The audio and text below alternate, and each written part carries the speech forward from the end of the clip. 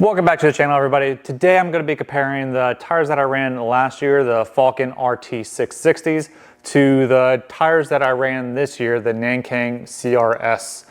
If you're not familiar with the car, it's a SN95 Mustang. I run 18 by 10.5 with a 315 by 30 R18 tire, which is a little bit pinched on the 10.5. It's not ideal, but it does fall in the range of the tire manufacturer for their rim width. So it is acceptable.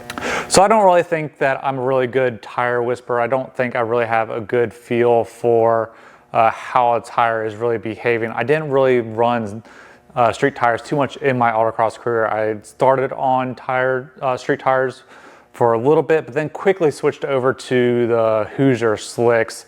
And then just recently with the move into cam class, I've gone back to street tires. But luckily I have data to kind of go over to compare the two tires. And that data is our standings, how many runs, how long the tires kind of lasted, some comparisons from my time to the top times. So let's jump into looking at that data. So in 2021, when we first switched to cam class and was running the Falkens, I ran 15 events, which totaled to 163 runs between me and Ashley and maybe a few other people that did jump into the car. That was 12 events on concrete and 3 events on asphalt. So it was heavily geared towards concrete runs. And you can kind of see that my average for my PAX time was 12th position. I had a best of second and a worst of 34. I can kind of get into that a little bit later. I also have Ashley's in there as for comparison. And then for my raw, my average was 16th raw, and my best was 4th, and my worst was 45. And I'm not really putting in there how many cars that was out of. On average, our events range from 50 to 100 cars, so you can kind of get an idea there. And then my delta from FTD, on average, I was 2.7 seconds off of the fastest time of the day, and my best was a 1.4 seconds, and worst was 6 seconds off of there. Then we'll jump into 2022, where we were still in KMT, but this time we were running on the Nankang CRSs, and we had 16 events in this one, which totaled up to 181 runs. So you can see that we had about 20 runs, almost 20 runs more on the Nankangs than the Falkens. My average PAX with the Nankangs was 9th position. My best was 1st. I won top PAX for one of the events. And then my worst was 25th, which was my last event that we just finished up. For Raw, I was average 13th. Best of 3rd and worst of 29th. Again, that last event that we just finished up. And then my delta to FTD, so I averaged a 2.1. My best was 0.6, and then my worst was 4.8 seconds off. On the Nankangs, we ran 10 events on the concrete and 6 events this time on the asphalt. So a little bit more on the asphalt, which I think can kind of contribute to the tearing up of these tires a little bit more.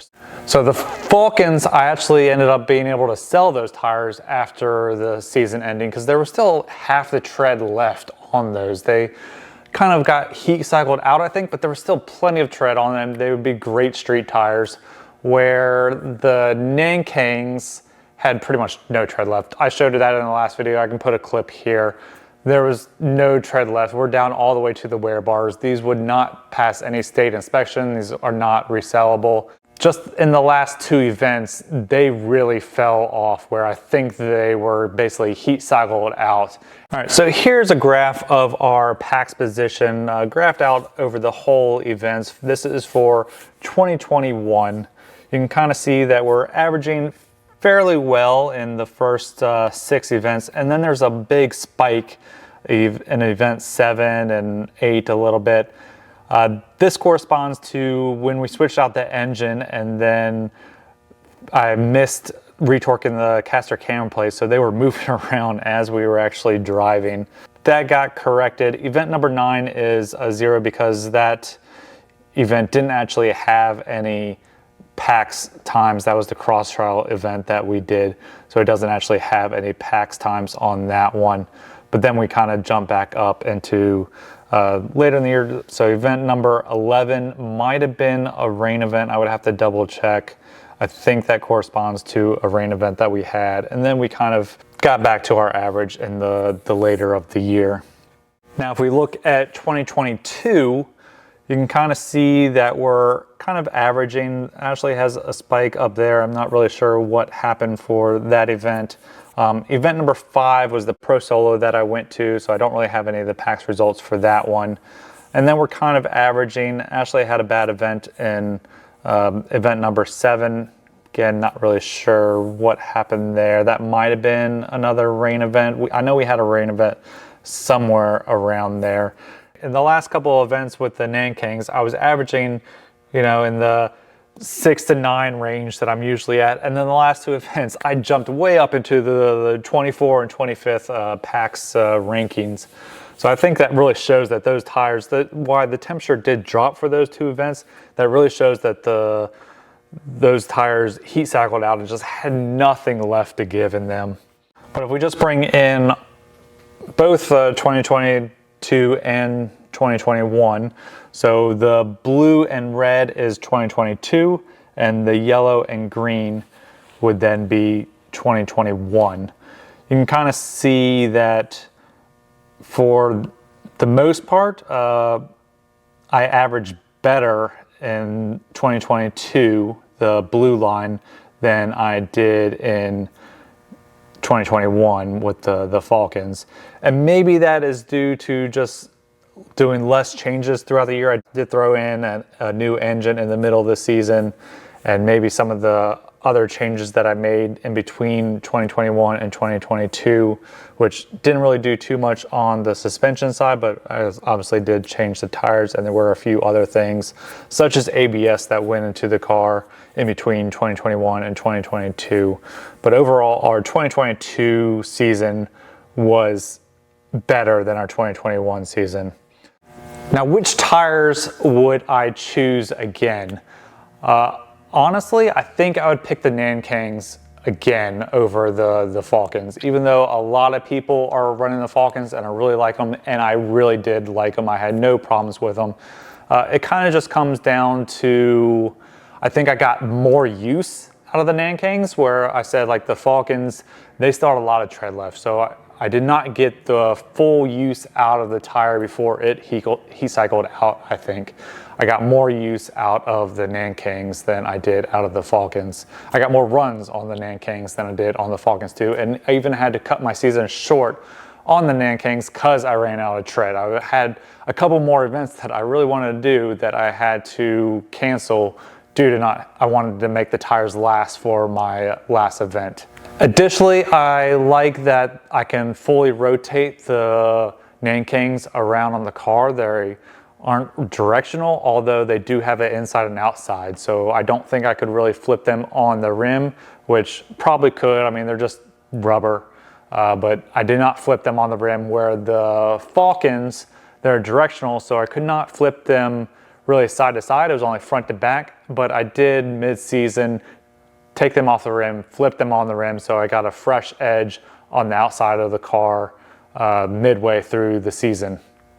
Did it really help? Probably. It probably helped prolong the life of the tires, I think, since we were no longer riding on that outside edge. We got a new fresh edge, because my car does wear the outside edge more than the inside. It doesn't really wear it at all, even though I am running like 3 to 4 degrees of negative camber on the front.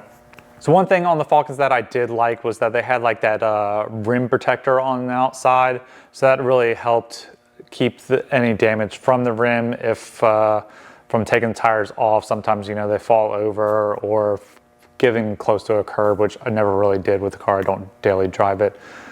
But that is something that also just made the tire look better on the rim, where the Nankangs did not have that. So they really kind of pinched in. You could really tell that they were pinched in on those ones. So one thing that I didn't quite like about it.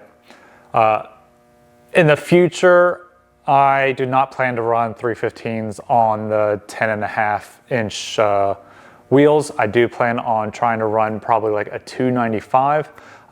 What tire that will be will have to come in a future video. So stay tuned for that. I'm trying to still figure out what tire I want to run for next year. I haven't quite decided. There are still a couple options, but unfortunately in the 295 range, there's not that many options. So you can probably guess which tire I'm kind of leaning towards. But if you guys have any suggestions, put it down there in the comments. I'm really open to any ideas. Maybe a 285 is a better option for a 10.5. I think the 295 is ideal for the 10.5. So if you look at a lot of what is in Tire Rack for which wheel size they recommend, the 295s are usually recommended with a 10.5. All right, I think that's all that I got for this video. Thank you guys for watching, and we'll see you in the next video. Later.